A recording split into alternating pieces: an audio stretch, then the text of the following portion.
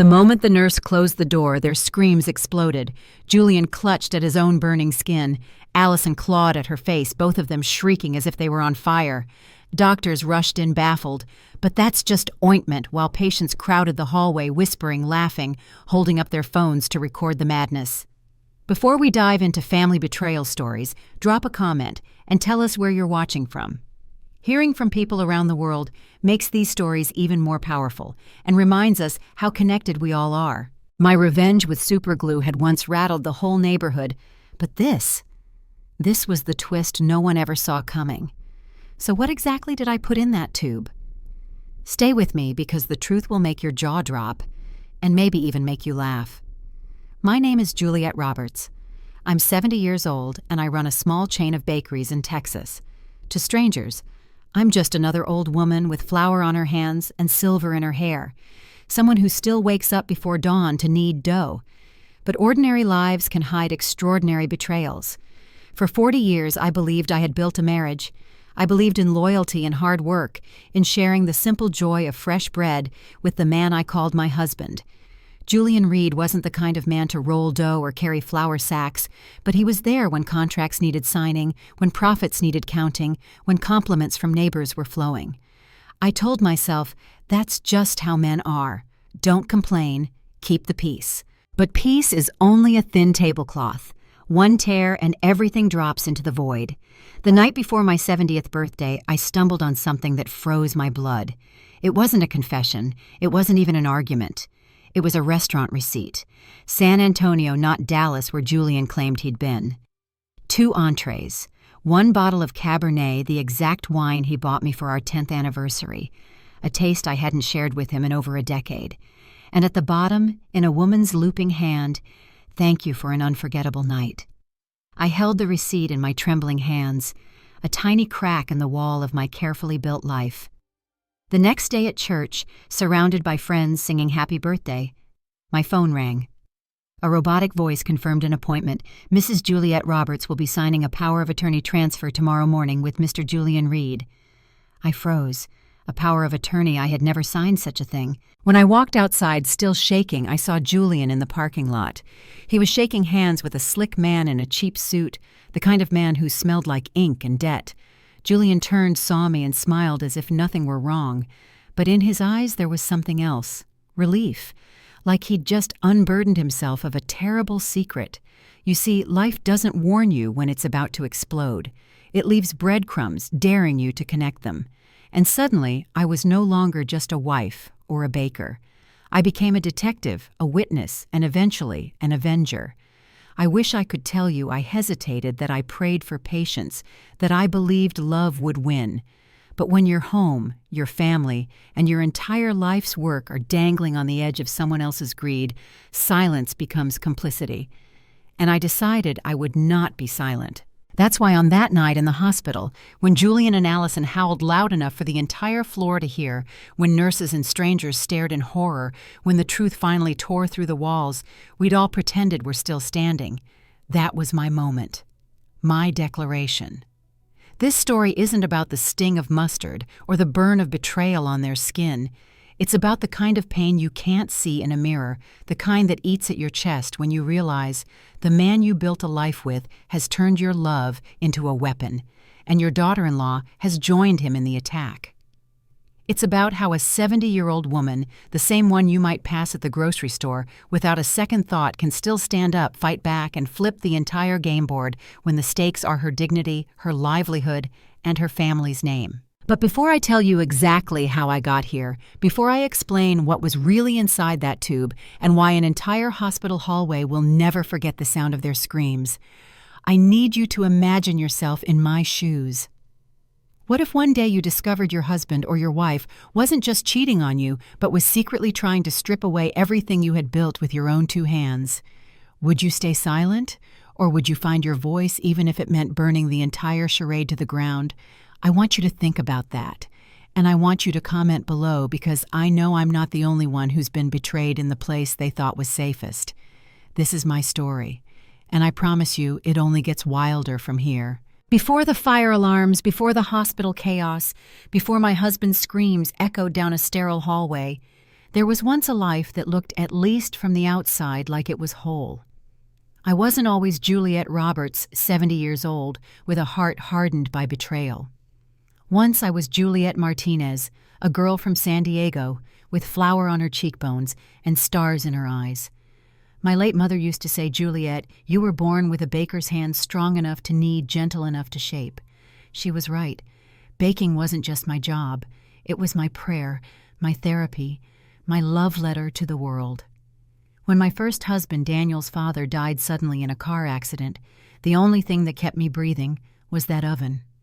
Each loaf of bread, each flan, each tray of sweet rolls, it was me saying, "I'm still here." Raising a son alone is no small task, but Daniel was my anchor. He was just 8 when his father passed, old enough to understand the empty chair at the dinner table, but young enough to cling to me like a lifeline. He'd sit on the counter as I worked, swinging his legs, sometimes sneaking spoonfuls of custard, sometimes just watching me with those big brown eyes that reminded me so much of his father. I swore to myself I'd give him stability, a safe home, a mother he could depend on. And for years it was just us, the widow, and her boy, the bakery, their kingdom. Then came Julian Reed. He wasn't flashy. In fact, that's what drew me in. He seemed steady, mature, even wise. He'd been widowed too, or so he said, and he claimed to understand loneliness. At first I thought fate had finally handed me a partner, someone who could shoulder the burdens I had carried for too long. Daniel was polite to him, but never close. Looking back now, I should have paid more attention to that distance. Children sense things we refuse to see. Julian didn't like the bakery. Not really. He'd say things like, "It smells nice in here, Jules, but you work yourself too hard," or, "All this flour and sugar, don't you think it's time to let go?" But letting go. That bakery was my blood and bones. I had built it with aching hands and sleepless nights. Still, I ignored the warning bells telling myself he just wanted me to rest, that maybe his coldness was actually care. For a while, life settled into a rhythm. Julian paid bills, managed paperwork, and liked to play the role of businessman husband. I meanwhile kept my head down and baked. Customers kept coming. We expanded from 1 bakery to 3. From the outside, we looked successful, even blessed. Yet behind closed doors, cracks formed. Julian never once joined me at dawn in the kitchen. He never wiped the sweat from his brow after hauling flour sacks. He never sat with Daniel at the counter to lick custard from the spoon. Instead, he would vanish for business dinners and networking trips. And each time he came home, I noticed the shift. At first it was small, an unfamiliar cologne on his shirt, a receipt left in his jacket pocket. Later, it was the way he'd toss his wallet on the table, avoid my eyes, and fall into bed without a word. I told myself it was age, fatigue, stress. We were older now, not newlyweds. Intimacy fades, doesn't it? That's what I thought.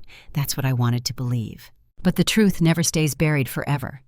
I remember one night in particular. I was tidying the living room after Julian had fallen asleep on the couch.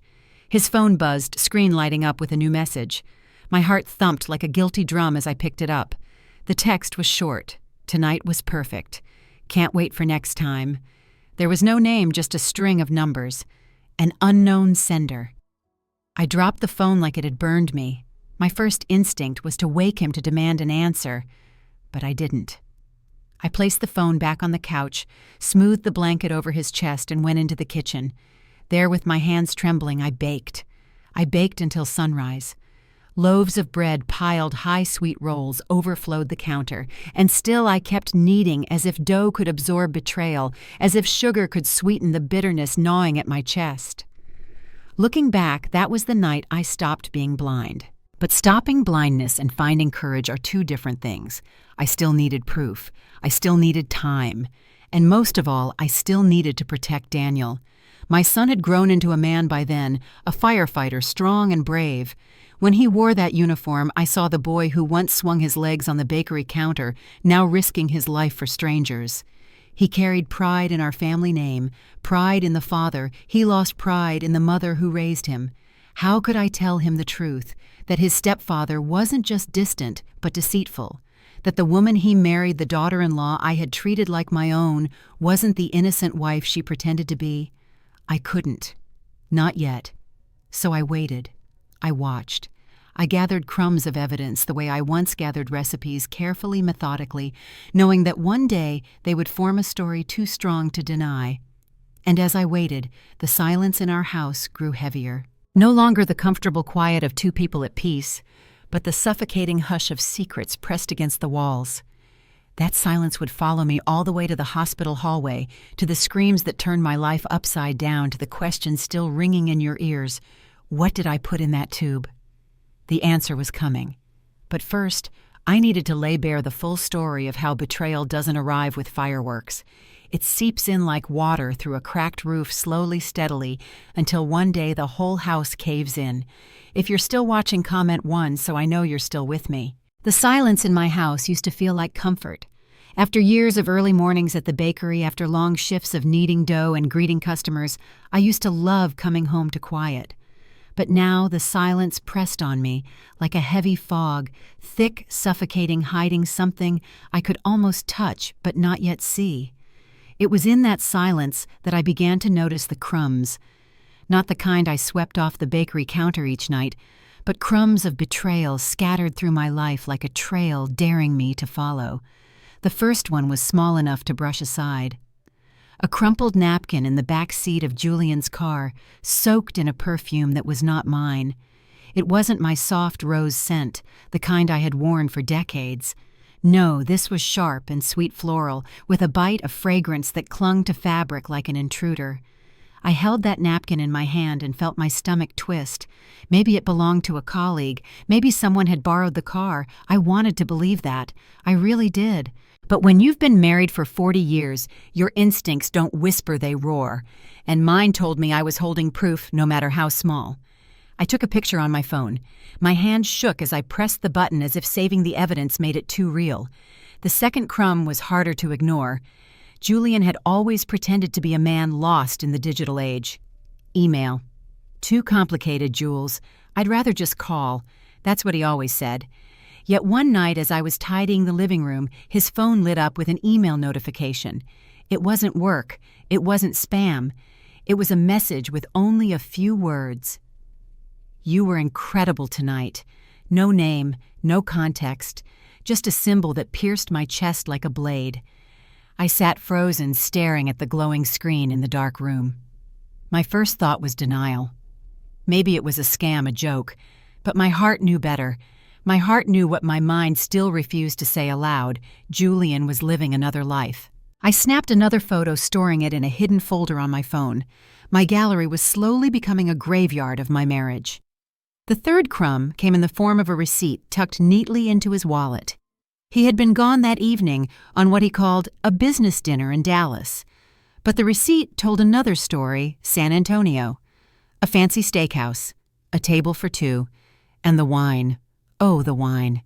The exact Cabernet Sauvignon he bought me for our 10th anniversary when we toasted to a future that now felt like a lie. I hadn't tasted it in years. Seeing it listed there paired with someone else's meal stung worse than any shouted argument. I remember laughing bitterly, a sound so sharp it startled me. He couldn't even invent a new memory, he had to recycle ours. I photographed the receipt too. Proof stacked on proof. Each discovery was a punch to the gut, but also a spark in the dark. For the first time, my fear began to turn into something else resolve. I wasn't just a woman waiting for her world to collapse. I was documenting it piece by piece, building the case I didn't yet know how to use. But I couldn't do it alone. That's when I remembered Mrs. Miller, an old friend from the early bakery days. Years ago, she had leaned across a cafe table and whispered, "If you ever suspect something, Juliet, call Thomas. He's a private investigator, discreet, reliable. He helped me once when I thought my husband was straying. At the time, I laughed. I'll never need that." But now her words came back like a lifeline. The next morning, I dialed her number. My voice trembled so much I could barely say hello. "Juliet," she asked, her tone lined with concern. Can you give me Thomas's number?" I whispered, swallowing the lump in my throat. She was silent for a beat too long. "Juliet, what did Julian do?" I closed my eyes, the weight of years pressing down. "I don't want to explain. Not yet. I just need the truth." That was enough for her. Within an hour, I had a message from Thomas Mrs. Roberts. Please don't worry, I will help you. Meet me today at noon downtown cafe. The cafe was small with chipped wooden tables and the smell of roasted beans filling the air. I sat in the corner, my hands wrapped around a cup of coffee that had gone cold. When Thomas arrived, he wasn't what I expected. No trench coat, no sunglasses, just a stocky man in a simple shirt with eyes that seemed to see right through the surface of things. I slid a flash drive across the table. Inside were the photos, the napkin, the email, the receipt. My evidence. My shame. This is all I have, I said, my voice shaking. I think my husband is cheating, but I need to know for sure. Thomas studied each image on his phone, his face unreadable. Finally, he nodded and tucked the drive into his pocket. Mrs. Roberts, he said, his tone calm but firm. I understand. I'll start following Mr. Reed this afternoon. Don't worry, I'll let you know as soon as I find something. I left that cafe with my heart pounding. For the first time, I wasn't just a victim of my own suspicions. I had taken action. I had handed the weight of my fear to someone who could carry it into the light. But walking back to the bakery past the rows of sweet rolls and the comforting smell of cinnamon and sugar, I felt something else, loneliness. 40 years of marriage, and here I was hiring a stranger to prove what my gut already knew. The irony was bitter, but I also knew this was just the beginning. The crumbs I had found were leading somewhere darker than I could imagine, and I was about to follow them no matter where they ended. When Thomas started his surveillance, I thought the hardest part would be seeing photos of Julian with another woman. I was wrong. The hardest part was realizing betrayal wasn't just about bodies, it was about signatures, contracts, and ink on paper. It started with a phone call from the county clerk's office. A polite woman on the line asked Mrs. Roberts, "Are you confirming your attendance tomorrow to finalize the power of attorney transfer?" I nearly dropped the receiver. "Excuse me? What transfer?" She repeated the details, my name, my husband's name, an appointment with a notary. The voice was matter-of-fact, as if I were just another client signing away control of her life. I hung up without answering. My hands shook so badly I had to grip the edge of the counter to stay upright. Julian had always handled the paperwork. I let him. He was good with numbers, or so he claimed, and I was too busy rolling dough to argue. But now my gut screamed this wasn't just neglect or secrecy. This was theft wrapped in legality. I called Mrs. Miller again, this time not for a detective, but for a lawyer. She didn't hesitate. "Go see Mara Chen. She's the best elder law attorney in the county. She saved my cousin from losing her house to her own nephew." By noon the next day, I was sitting in Mara's office, a small but tidy room lined with law books and family photos. She had kind eyes, but a steel voice, the kind of voice that could slice through excuses. I slid the clerk's note across her desk. "They're saying I signed a POA, but I didn't." Mara read it carefully, then looked up. "Do you know what a durable power of attorney is, Mrs. Roberts?" "Not exactly. It gives someone else the legal right to act for you, manage your finances, transfer property, even sell your business without you present. If misused, it's the fastest way to strip someone of everything they own." Her words made my throat tighten. "And you're saying my husband filed one?" She nodded slowly. "According to this, yes. But if you didn't sign it, then someone forged your signature or tricked you into signing something disguised as something else." I thought back papers Julian had slid across the table saying, "Just routine. Sign here, Jules." My heart dropped. Had I signed without reading? Mara seemed to read my mind. "Don't blame yourself. This is common. Predators target older spouses, especially women who trust their husbands. It's called elder financial abuse." The phrase hit me like a slap. Elder abuse. Was that what I was now? A victim with flour on her hands and betrayal on her back? Mara leaned forward. "Here's what we'll do. First, we'll request a certified copy of that POA. If the signature isn't yours, we'll have it examined by a handwriting expert. Second, I'll file an emergency petition to freeze any transfers. That way, even if Julian tries to move money or property, the banks won't honor it. You'll still be protected." Her calm confidence steadied me like the solid weight of a rolling pin in my hands. For the first time in weeks, I felt like I had an ally. "What about my bakeries?" I asked, my voice cracking. "They're everything to me. They'll be safe if we act quickly. Mara tapped her pen against the desk. But I need you to be brave, Mrs. Roberts. If this goes to court, your husband will fight. He'll claim you knew. He'll say you agreed. Are you prepared for that? I thought of Julian's smile at church, the way relief flickered in his eyes when he thought I hadn't noticed. I thought of the receipt, the perfume, the email, proof piled high, heavier than any flour sack. Yes, I said, my voice low but steady. I'm prepared. Walking out of Mara's office, the sun felt sharper, the world louder. I had walked in as a wife drowning in doubt.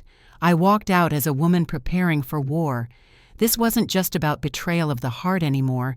This was about survival. Julian hadn't just cheated on me. He had tried to erase me with a pen stroke. But he had forgotten one thing: I was a baker. And bakers know that even when something collapses, you can start again with stronger hands, hotter fire, and sharper eyes. The paper trap had been set, but I wasn't the one caught. Thomas didn't waste time. Within 3 days of taking my case, he called. His voice was clipped professional, but there was an edge of pity behind it. Mrs. Roberts, he said, I have something you need to see. Can you meet me at the cafe again? I agreed, though my stomach twisted the whole drive there. The cafe looked the same as before, wooden tables, the smell of strong coffee, the low hum of chatter. But this time I didn't feel like a woman hiding behind her latte. I felt like a defendant waiting for the verdict. Thomas slid into the seat across from me, pulled out his phone, and set it on the table. I followed Julian for 2 nights, he said. He wasn't in Dallas. He wasn't at any business dinners. He was in San Antonio, with her. He tapped the screen. The photo nearly stopped my heart. Julian, in his familiar blue shirt, stood outside a glowing restaurant. But it wasn't the restaurant that made my pulse crash. It was the woman holding his hand. Allison, my daughter-in-law. At first, I couldn't even process it. My mind refused to attach her name to that body. Allison, the girl who married my son Daniel, the girl I had hugged after Sunday services, the one I taught how to make our family's caramel flan. She was supposed to be part of us. But there she was, dressed in a sleek black dress, her hand entwined with my husband's, as if it belonged there. Thomas swiped to another photo. Julian and Allison at a table in the corner of the restaurant, candlelight flickering. They were leaning close heads, tilted together like lovers. His eyes I hadn't seen, softened in years, were glowing with tenderness. The same eyes he once turned on me long ago in San Diego when we were young and foolish enough to believe in forever. I couldn't breathe. Thomas didn't stop. He showed me another image, then another. Julian opening the car door for Allison, his hand brushing her back. Allison laughing at something he whispered. A video clip, grainy but clear enough.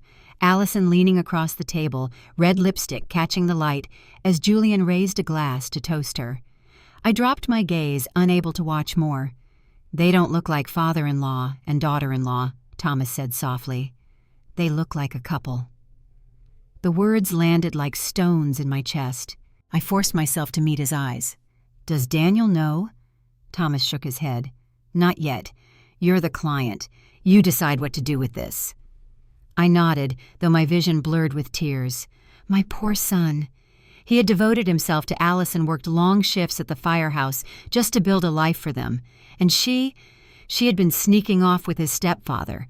The betrayal cut 2 ways, against me, against him, against the very idea of family. I pressed my hand against the table, steadying myself. Keep following them, I whispered. I need more. Every detail, every place, every lie. Driving home, I felt like I was floating outside my body. My hands gripped the steering wheel, but my mind was somewhere else, tumbling through memories. Allison's wedding day, her smile in a white dress, Daniel's laughter, Julian's proud stance beside me. The photo of the 4 of us still hung in the hallway at home, framed in polished oak. Now I wanted to smash it to pieces. When I pulled into the driveway, the house looked the same as always. The roses in the garden swayed gently. The kitchen window glowed warm with evening light. But everything inside me was different. Julian was sitting in his chair watching the news. He turned when I entered, his expression casual. Hey, Jules. Long day. I stared at him, searching for some crack in his mask, but he looked calm, almost bored. as if he hadn't spent the night before with his son's wife. I forced a smile. Yes, long day. Then I excused myself, went upstairs and closed the door. Only then did I let the tears fall. That night I opened the photos again on my phone. My thumb hovered over each one, zooming in as if the closer I looked, the more it would make sense. But it never did. It only made the truth sharper. Julian and Allison weren't just sneaking around. They were comfortable, natural, practiced. This wasn't new. This had been going on for a long time. I saved every photo, every video, every timestamp onto a flash drive, tucking it into a folder in my desk. My hands moved like a machine, but my mind was chaos. I thought about Daniel, about how I would ever tell him, about how he would look at me, his mother, for keeping this secret even a day too long. But I couldn't tell him. Not yet. Not without the full story. So I did the only thing I knew how to do. I prepared. I baked bread until dawn, the dough absorbing my fury, the oven swallowing my grief. Each loaf I pulled out felt like a promise that I would survive this, even if it destroyed everything else. And as the bakery filled with the warm scent of cinnamon and yeast, I told myself one truth over and over. Julian and Allison thought they were clever. They thought their secret would stay hidden. But I had seen it now. And once a secret is dragged into the light, it can never go back to the dark. By the time Thomas sent me the second batch of photos, the evidence was undeniable. Julian and Allison weren't hiding, they were flaunting. Dinner dates, hotel balconies, kisses caught in the grain of a telephoto lens. Every image was another blade twisting deeper. But betrayal has a way of clarifying things. I no longer cried when I looked at the pictures. I no longer trembled when Julian muttered excuses about late meetings. Instead, I began to plan. If they wanted to play games in the shadows, then I would drag them into the light. The idea came to me one night while washing dishes. A memory surfaced an old kitchen fire years ago at the bakery when the oil had spilled too close to the burner. The smoke had been thick, black, terrifying. Customers screamed, neighbors called 911, and the fire department arrived within minutes. That fire had been an accident. This one would not be. I waited until Julian fell into his usual snoring slumber. Then I crept into the kitchen, tying my hair back like I always did at the bakery. My hands were steady as I poured oil into a skillet and set it on the stove. From the drawer, I pulled a length of string and tied it to the igniter, threading it toward the open window. At the far end, I fastened it to an old coffee tin, heavy enough to give a sharp pull when needed. One tug and flames would lick the oil. The smoke would pour out curling black into the sky, enough to fool the neighbors, enough to bring sirens screaming down the street. The next morning, I kissed Julian on the cheek and said, "I've got a meeting out of town. Might be back late. Don't wait for me." He smiled almost too quickly. "Take your time, Jules. I'll handle dinner." Relief flickered in his eyes. He thought the stage was clear. He thought the old fool was gone. But I was only across the street sitting in Mrs. Peterson's living room with a cup of coffee, watching my own house through her lace curtains. At 10 o'clock, a taxi pulled up. Out stepped Allison's sunglasses on a floral dress, fluttering in the breeze. She looked around nervously before Julian opened the door and ushered her inside. I slipped on my headphones connected to the recorder I had hidden in the bedroom. Within moments, their voices filled my ears. Julian's low murmur. "Finally, no more hotels." Allison's laugh. "The old hag's gone right." The bed creaked, their laughter tangled with whispers I refused to replay. My hands clenched so hard around the coffee cup that Mrs. Peterson reached over and touched my arm. "Juliet," she whispered, "are you sure you want to hear this?" I nodded. I had to. Minutes later, Allison's panicked voice sliced through the air. "What the hell?" "We're stuck," Julian growled. "Calm down. I'll fix it." But I knew he couldn't. Not after I had switched the tube in his glove compartment. That was my moment. I tugged the string. The stove ignited, and within seconds, black smoke poured from the kitchen window. Mrs. Peterson gasped. "Your house is on fire." "Call the fire department," I said, feigning panic. But inside, my heart was cold steel. The sirens came fast. Red lights streaked the street. And then Daniel, my son, My boy, now a man in uniform, leapt from the truck, barking orders.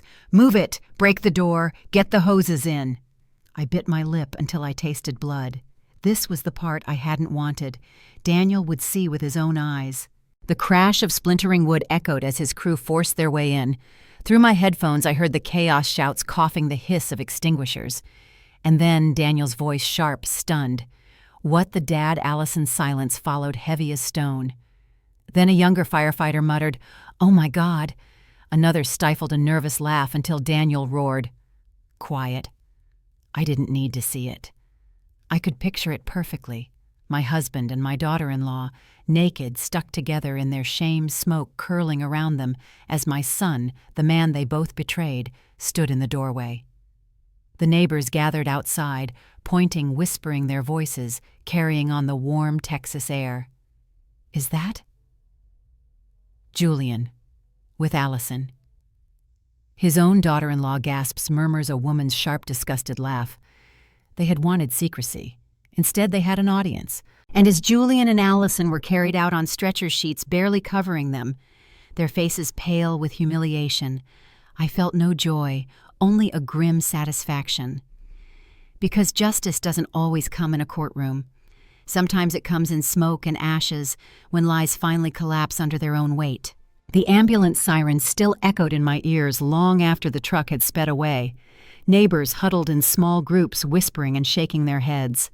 The words disgrace and shame floated on the hot Texas air like smoke that refused to clear. By the time I reached the hospital, the story had already traveled faster than fire. Nurses whispered at the front desk. An orderly smirked as he pushed a gurney past me. Even the receptionist avoided my eyes. Everyone knew. Everyone had seen. Julian and Allison were placed in a shared room on the 3rd floor, separated by thin curtains that could not hide their shame. They had been pried apart by the fire crew, their skin raw, their bodies wrapped in sheets. When I stepped into the hallway outside, I could already hear them. Allison stopped scratching. A nurse hissed. "I can't. It burns." "Allison," wailed. Julian's voice followed, hoarse and furious. "What the hell is wrong with this ointment? It feels like acid." Doctors rushed in, confusion spreading. "That can't be," one muttered. "This is standard hospital cream." But it wasn't. Because before the nurses ever opened those tubes, I had quietly replaced them with mustard I carried in my purse. A simple kitchen trick. Nothing dangerous, but enough to sting, enough to humiliate. The screams grew louder, echoing down the hall. Patients peered from their rooms, families craned their necks, phones discreetly lifted to record, whispers turned into muffled laughter. "Isn't that the man from the fire?" one voice said. With his daughter-in-law, another gasped, "Lord have mercy." Every cry, every curse from Julian and Allison became part of the chorus of gossip. I stood at the end of the hall, hands folded calmly in front of me, my face composed. To the world I looked like a worried wife, a shocked mother-in-law. Inside, I was a storm of cold satisfaction. The doctor stormed out, sweat on his forehead. "We can treat the irritation," he told the staff. "But I don't understand. The formula seems altered." I almost laughed. Of course he didn't understand. He wasn't the one who had spent 40 years with flour under her nails and spices in her cupboard. He didn't know that sometimes the smallest substitutions could change everything. Inside the room, Allison sobbed. "Make it stop! Everyone's staring!" Julian groaned, his voice breaking. "Don't let them see us! Please!" But everyone had already seen. By morning, the hallway chatter had spilled onto phones, then into feeds. A blurry video, Allison being wheeled through the hospital doors sheet, slipping just enough to expose her face, hit social media before the sun rose. The caption read, "Fire chief's father and daughter-in-law caught in scandal. You won't believe the footage." Within hours, the views climbed by the thousands. My neighbors texted each other links. Customers at the bakery whispered while waiting for their morning flan. And Daniel, my son, my poor son, walked into the hospital with shoulders squared and jaw set, facing stares that carried pity and cruelty in equal measure. He avoided my eyes as he passed. I wanted to reach out to hold him, to shield him from it all, but I couldn't. He had to walk into that room and see for himself what his father and his wife had become. When he emerged, his face was pale, his eyes hollow. He said nothing, only brushed past me like a man carrying a weight too heavy for words. Behind him, I heard Julian's desperate cry, "Daniel, wait, son, please." But Daniel didn't turn back. And I knew in that moment that their betrayal had destroyed more than a marriage or a business. It had shattered the bond between father and son. As I left the hospital, the whispers followed me. "Poor Juliet. Did you see the video? I can't believe it was Allison." I kept my chin high.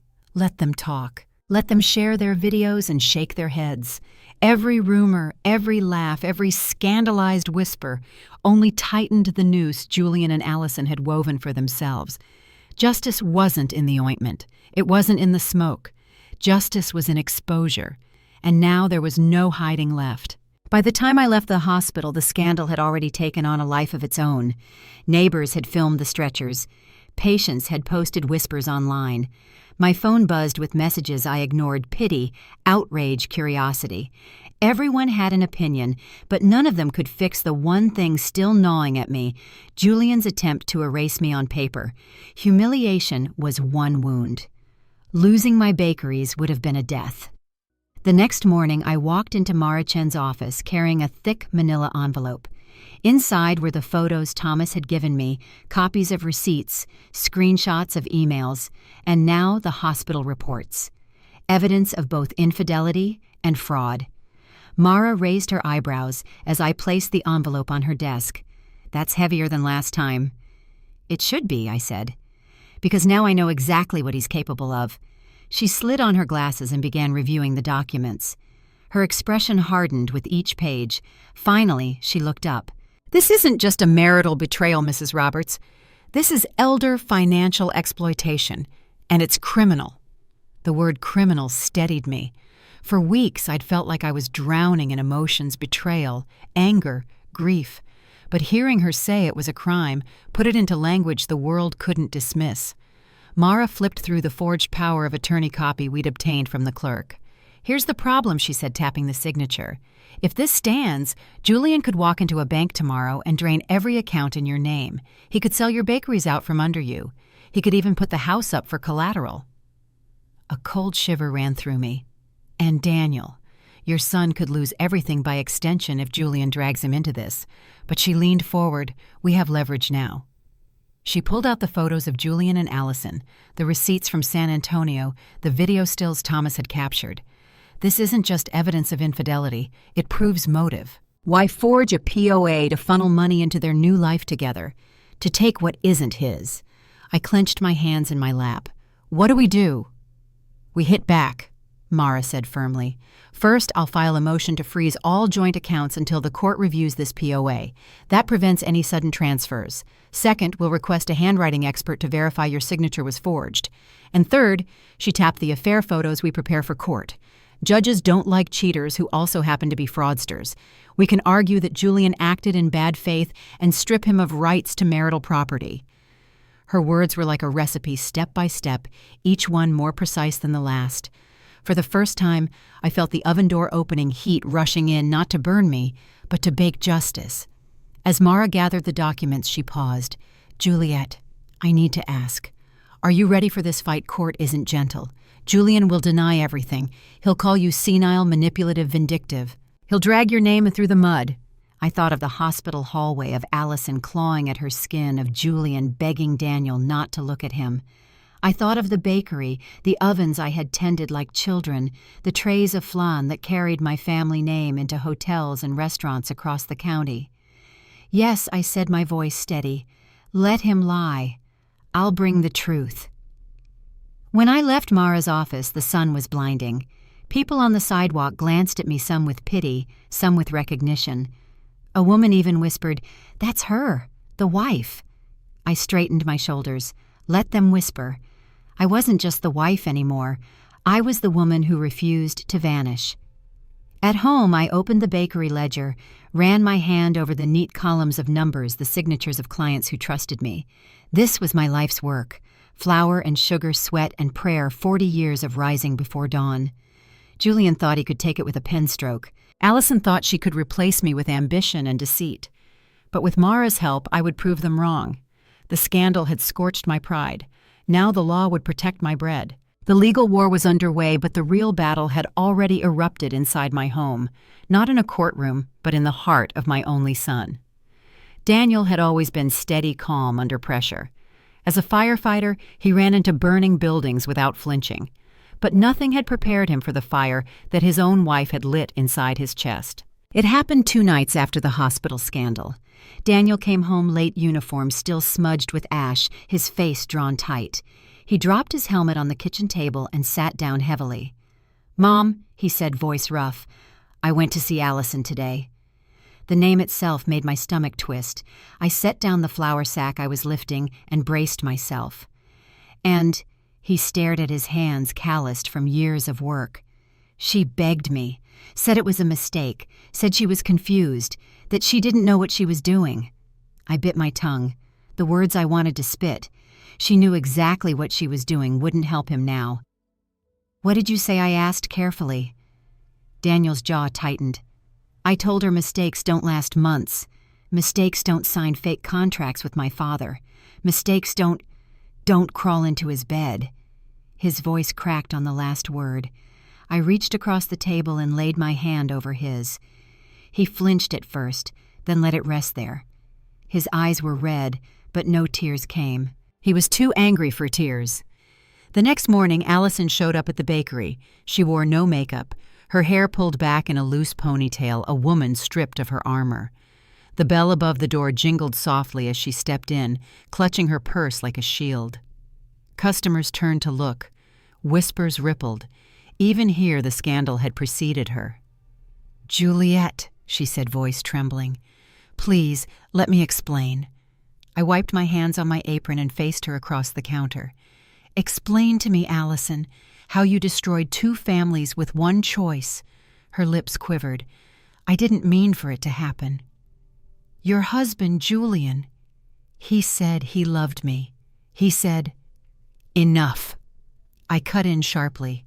My voice carried across the bakery, silencing the customers. "Don't you dare call him my husband as if that excuses you. You had a husband too. My son. The man who trusted you." She lowered her head. "Daniel won't forgive me. He told me to leave. He said our marriage is over." For a moment, I saw the frightened girl she once was, the bride who had walked down the aisle on Daniel's arm. But pity is a luxury I no longer had. "You made your bed," I said coldly. "Now lie in it alone." She left without another word, the bell's jingle sounding like a final goodbye. That evening, Daniel sat on the porch staring into the dark yard. The cicadas buzzed, but he didn't move. I brought him a cup of coffee and sat beside him. "She came today," I said softly. "I know," he muttered. "She called after." I didn't answer. We sat in silence for a long time. Finally, he whispered, "Mom, how do you live with betrayal? How do you carry it without breaking?" I looked at my son. This man who had once swung his legs on the bakery counter as a boy, who now carried flames for a living, who was asking me for a recipe I didn't want to give. "You don't carry it," I said quietly. "You let it burn you. And then you rise from the ashes, stronger, wiser, but never the same." He nodded slowly, eyes glistening in the porch light. That night, lying in bed, I stared at the ceiling fan turning slowly above me. Julian had been my partner in life for 40 years. Allison had been the daughter-in-law I thought would carry our family forward. Now both were gone, not dead, but worse. They were alive walking around, but the bonds that had tied us were ashes in the wind. People often say family is forever. I used to believe that, but betrayal had taught me a harsher truth. Family isn't made of blood or vows. It's made of loyalty. And once loyalty is gone, family is too.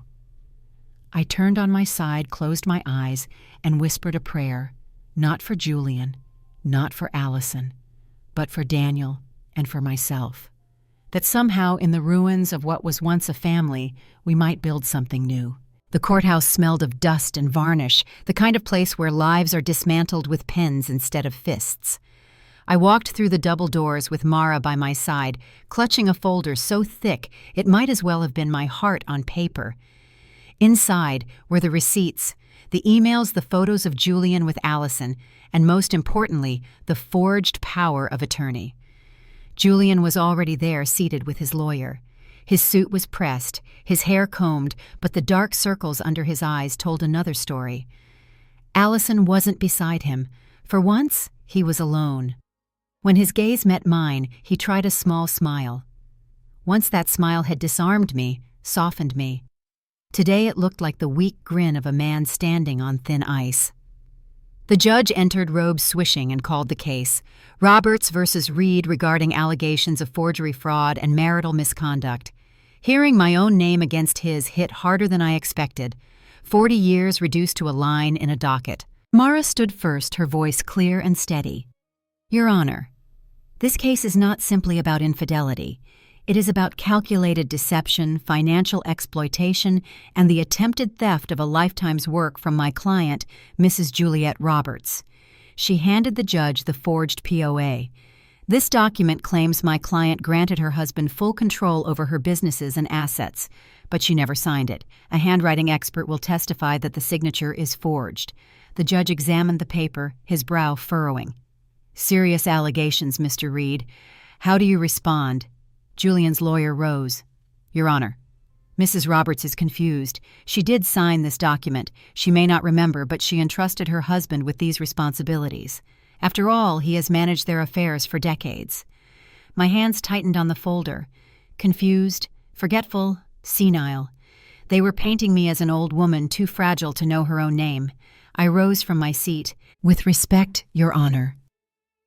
My voice shook, but only for a moment. I may be 70, but I remember every signature I've ever made because each one was on a check, a contract, or a delivery invoice for the bakeries I built with my own hands. I never signed this. Not once. Not ever. Mara pressed the advantage. She pulled out the photos Thomas had gathered and placed them on the evidence table. Julian and Allison holding hands. Julian opening car doors. The balcony kiss. Your Honor. She said, here is the motive. Mr. Reed wasn't simply seeking financial control to help his wife. He was planning a new life with his son's wife, Mrs. Roberts' daughter-in-law. Together, they plotted to seize her bakeries and her home, leaving her with nothing. The gallery filled with neighbors and reporters who had followed the scandal erupted in whispers. The judge banged his gavel. Order Julian's face turned scarlet. This is irrelevant, he barked, voice cracking. My marriage is none of this court's business. The judge fixed him with a glare. Sit down, Mr. Reed. Your conduct is very much this court's business when it involves fraud. The handwriting expert testified next, confirming that the signature on the POA was forged. Side by side with my genuine signatures on bakery contracts, the differences were glaring. Impossible, Julian muttered under his breath, but even he didn't sound convinced. Mara ended with a closing argument as sharp as a knife. Your Honor, my client is not confused. She is not senile. She is a woman who devoted 40 years to her family and her business. Her husband repaid her loyalty with deceit. If this court does not intervene, he will strip her of everything she has left. We ask that the forged document be voided, her assets frozen from his access, and her property secured in her sole name. The judge leaned back silent for a long moment. The courtroom buzzed with tension. Then he spoke. This court finds the evidence of forgery credible. The power of attorney is hereby voided. Mr. Reed is barred from accessing or managing Mrs. Roberts' businesses or assets. Furthermore, due to evidence of bad faith, the court will expedite divorce proceedings and property division. The gavel struck once. Final. Julian slumped in his chair, his mask finally cracking. For the first time in decades, I saw him not as my husband, but as what he truly was, a small man who had gambled and lost. As I left the courthouse, Mara whispered, "You did it." But I shook my head. No. He did this to himself. I just refused to let him take me down with him. Outside reporters called my name. Neighbors craned their necks. But I kept walking my steps steady. The bakery ovens would still fire tomorrow. My son would still come home. My name, my life's work, my dignity, they were mine again. And no forged paper could ever erase that. The courthouse victory felt less like a celebration and more like a deep exhale. For weeks I had carried the fear of losing everything. My bakeries, my home, even my own name. Now with the forged power of attorney struck down the assets frozen from Julian's reach, I could breathe again. But winning on paper doesn't mend the cracks inside a family. Daniel moved back in with me a few days later. He didn't arrive with fanfare, just a quiet knock on the door one evening, suitcase in hand. "Hey, Mom," he said simply. I opened the door and stepped aside, no questions asked. The lines on his face were deeper than they had been before the scandal. His once easy smile had been replaced with a heaviness that made him look older than his 30-something years. He set the suitcase by the stairs. Just for a while, he murmured, "I only nodded, for as long as you need." That first night we ate dinner in near silence, just beans and rice with cornbread fresh from the oven. The kind of meal I used to make when he was a boy. Daniel ate slowly, staring at his plate. Halfway through his voice cracked. "I keep seeing them, Mom. At the hospital, at the fire. I can't get it out of my head." I reached across the table and laid my hand on his. His shoulders trembled, but he didn't pull away. "You don't have to forget, son," I whispered. "You just have to live past it." The bakery became our rhythm, our anchor. Every morning at dawn, I kneaded dough while Daniel handled invoices, deliveries, and phone calls. Customers still whispered about the scandal, but they whispered with admiration now. "Juliet, you're so strong," Mrs. Peterson told me one afternoon, carrying out her usual tray of flan. "The whole neighborhood is proud of you." I smiled politely, though inside I knew strength was not something I had chosen. It was something forced upon me, built from broken pieces and sleepless nights. Daniel threw himself into work at the bakery when he wasn't at the firehouse. He was quieter than before, but I saw sparks of the boy he used to be when he teased me for adding too much sugar to the frosting, or when he caught me humming hymns under my breath. One evening he asked Mom, "Can you make flan this weekend, like you used to?" It was the first real smile I'd seen on his face since everything fell apart. "Yes," I said softly, "but you'll have to help stir the caramel." He laughed just a little, and in that laugh I heard the faint sound of healing. Still, there were nights when the weight of it pressed on us both.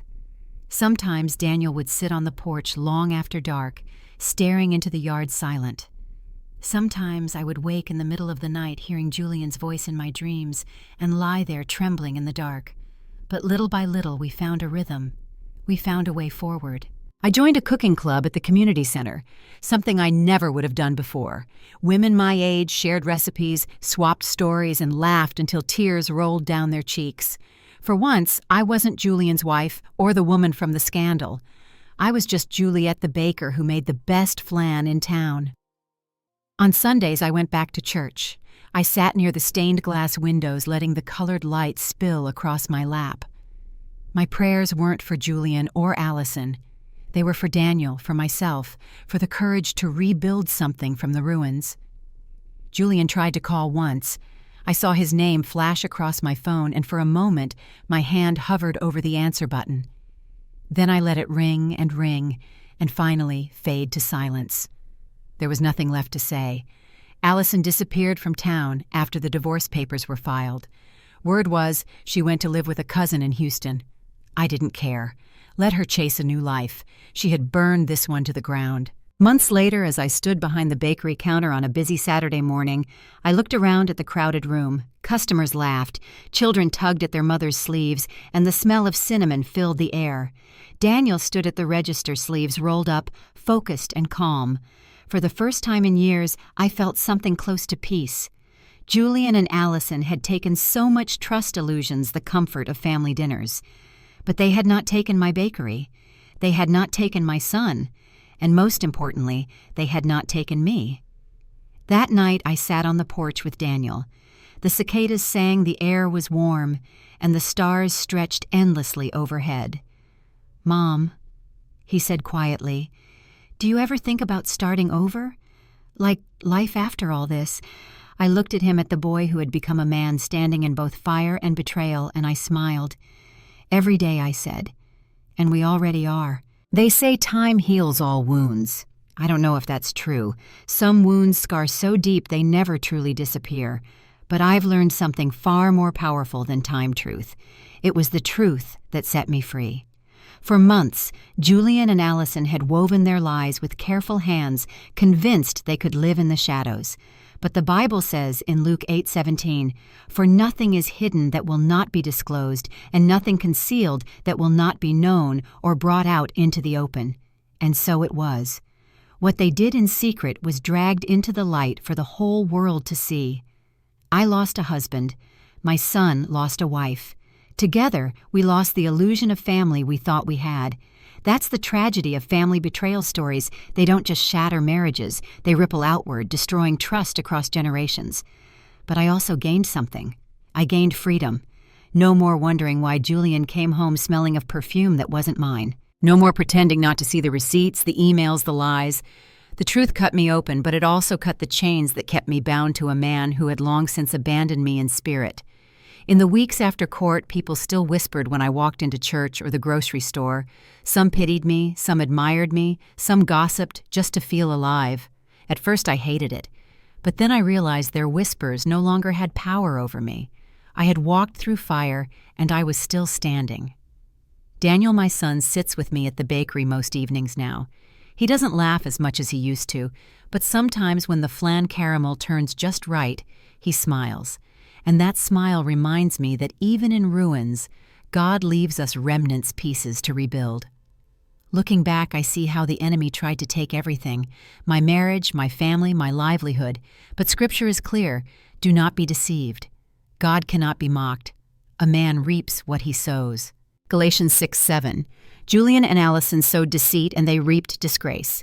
Their names became whispers of shame, their faces burned into the memory of every neighbor who saw them carried out of my house that day. As for me, I sowed resilience. I sowed faith, even when my heart was breaking. And what I reaped was something far greater than vengeance, peace. That is the true ending of this story. Not the mustard ointment, not the forged documents, not even the court's gavel striking down Julian's lies. The ending is me standing here today, still baking, still living, still holding my head high. Yes, this is one of those family betrayal stories that make you gasp, shake your head, maybe even laugh at the cruel irony of justice. But beneath the scandal lies a message: betrayal does not define you. What defines you is how you rise after it. To every woman watching who has been lied to, cheated on, or pushed aside, you are stronger than you think. To every man who has carried the weight of someone else's deception, you are not alone. And to anyone who feels trapped in the silence of betrayal, remember Luke 8:17. Nothing stays hidden forever. Truth will always find its way to the surface like light breaking through the cracks of a shuttered window. My journey is not over. Healing takes time. But I stand here as proof that even when family fails, faith and perseverance will not. Now I want to hear from you. Where are you listening from? Have you lived through betrayal? And what gave you the strength to rise again? Share your thoughts in the comments. I read every single one. And if my story touched you, please like, share, and subscribe. Because the more we tell these family betrayal stories, the more we remind the world that no betrayal, no matter how deep, can silence the truth or steal our dignity.